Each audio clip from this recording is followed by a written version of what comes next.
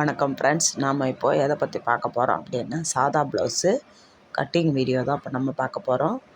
இப்போ தான் first time என்னுடைய வீடியோவை பார்க்குறீங்க அப்படின்னா என்னோடய சேனலை சப்ஸ்கிரைப் பண்ணிவிட்டு பாருங்கள். அப்போ தான் நான் போடுற வீடியோலாம் உங்களுக்கு உடனே நோட்டிஃபிகேஷனாக வரும். நீங்கள் நிறைய வீடியோவை பார்த்துட்டு நீங்கள் இப்போ தான் பிகினராக இருக்கிறவங்க இதையும் பார்த்துட்டு நீங்கள் ரொம்ப ஈஸியாக எப்படி கட் பண்ணுறது அப்படின்றதையும் நீங்கள் கற்றுக்கலாம்.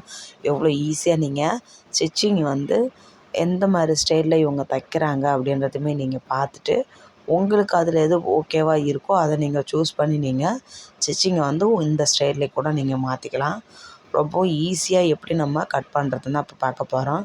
கையை நம்ம அந்த கரைப்பகுதி வருது பார்த்திங்களா, அதை நம்ம 4ஆக ஃபோல்டிங் பண்ணி மடித்து போட்டுக்கிட்டோம். 2 ப்ளவுஸ் இதில் ஒரே கஸ்டமர் தான் இது. 2 ப்ளவுஸு ரெண்டுத்தையுமே ஒன்றா மடித்து போட்டு நம்ம மார்க்கிங் பண்ணி அப்படியே வெட்டி எடுத்துக்கலாம். பார்த்திங்களா, இப்போ நம்ம கரெக்டான அளவும் நம்ம தையல் போடுறதுக்கான அளவும் மார்க்கிங் பண்ணோம். மார்க்கிங் பண்ணிவிட்டு நம்ம தையல் போடுறதுக்கான அளவுலேருந்து நம்ம வெட்டிட்டு நம்ம இப்போது கைக்கு கையை வெட்டி எடுத்துகிறோம். மார்க்கிங் பண்ணிவிட்டு வெட்டி எடுத்துட்டோம். வெட்டி எடுத்துகிட்டு இப்போ நம்ம குடஞ்சி வெட்டுறதை நம்ம பார்க்க போகிறோம்.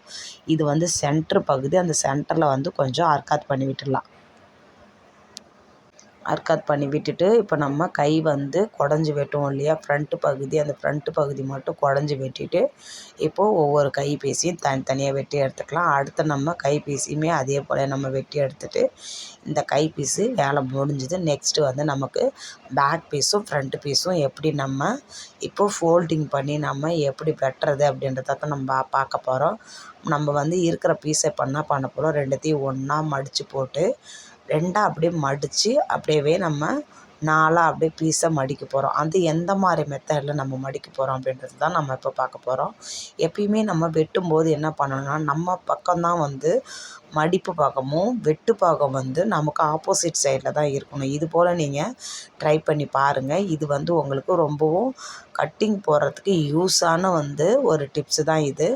இது போல் நீங்கள் ட்ரை பண்ணி பாருங்கள். அதே போல் அந்த நமக்கு அந்த எட்ஜில் நமக்கு அப் அண்ட் டவுனாக வர மாதிரி அந்த பீசஸ்லாம் இருக்கும். அதனால் நம்ம சாப்பீஸில் மார்க்கிங் பண்ணிடலாம். ஸ்கேல் வச்சு அதை மார்க்கிங் பண்ணி கரெக்டாக நேராக வர மாதிரி வெட்டி இடையே தள்ளிட்டு இப்போது நம்ம என்ன பண்ண போகிறோம்னா, இடுப்பில் நம்ம மடித்து தைக்கிறதுக்கான துணி அளவுக்கு நம்ம மார்க்கிங் பண்ணிவிட்டு பேக் சைடில் டாட்ஸை பிடிக்கிறோம் இல்லையா, அந்த சென்ட்ரு பகுதியிலேருந்து ஷோல்டரில் சென்ட்ரு பகுதியும் நம்ம வச்சுட்டு ஒரு மார்க்கிங் பண்ணிடலாம். இப்போ நம்ம ஷோல்ட்ரு பிடிச்சு தைக்கிறதுக்கு ஒரு 1/2 இன்ச் அளவுக்குமே மார்க்கிங் பண்ணிவிட்டு இப்போது நம்ம அந்த இடத்துல விரலை வச்சு அமுக்கி பிடிச்சி அப்படியே நம்ம பேக் சைடை பின்னாடியும் அதாவது ஃப்ரண்ட்டு பகுதி மேலேயும் வச்சு நம்ம இப்போது அப்படியே மார்க்கிங் பண்ணுறதுக்கு என்ன பண்ணணுன்றதை பார்க்கலாம். அளவு ப்ளவுஸை இது போல் நான் எப்படி மடித்து போடுறேனோ இது போல் நீங்கள் மடித்து போட்டுடுங்க. மடித்து போட்டுட்டு சுருக்கம் இல்லாமல் கரெக்டாக வச்சு நீங்கள் மடித்து போட்டுடுங்க.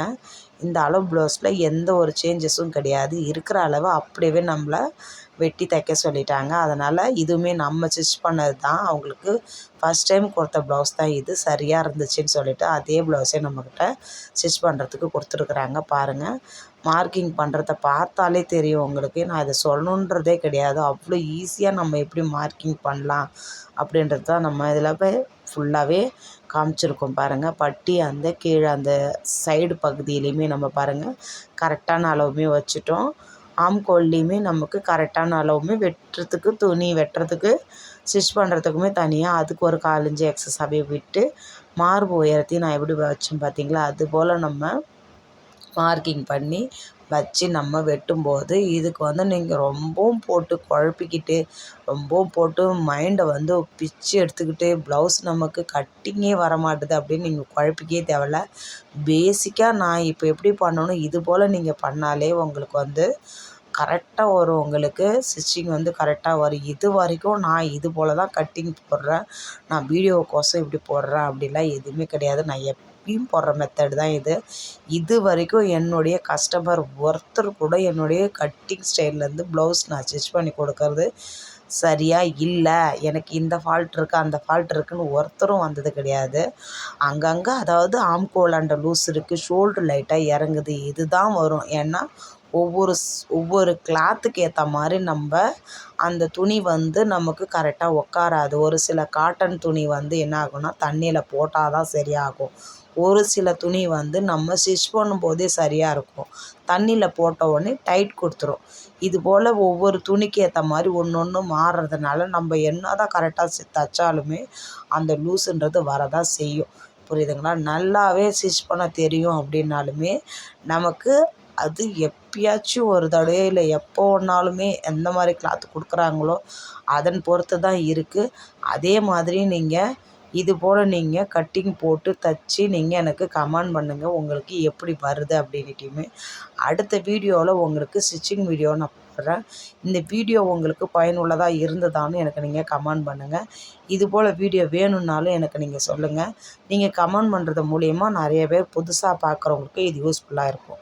இது வரைக்கும் என்னுடைய வீடியோவை ஸ்கிப் பண்ணாமல் பார்த்த எல்லாருக்கும் ரொம்ப ரொம்ப நன்றி. இந்த வீடியோ இதோட முடியுது. நெக்ஸ்ட் வீடியோவில் பார்க்கலாம். Bye friends.